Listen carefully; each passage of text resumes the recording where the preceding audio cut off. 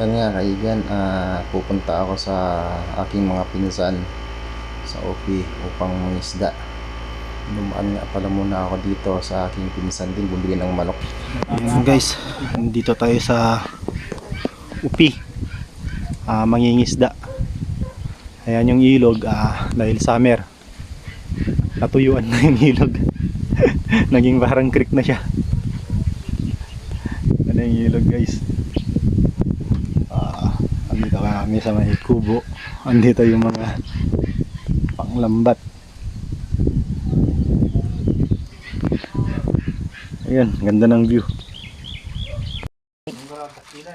Yun. Kala makaalati, tatakpil ko nga Fish. Tantay iluto lang yun. Ayun guys, huli nila guys. Wala. Hindi kami nakahabol eh. Hindi namin sila nahanap sa ilog.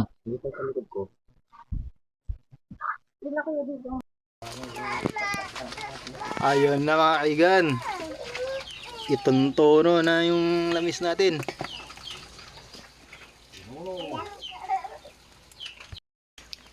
At maparti na rin ang manok. Ayan. Hindi ko alam, kasakay ka bangka.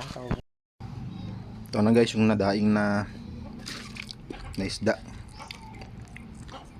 Sobrang lutong niya guys. Sarap.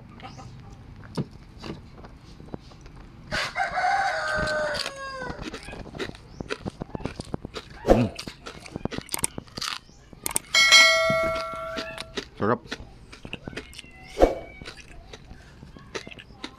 Sarap kaigan. Binigay sa akin ng kamag-anak ko dun sa OP.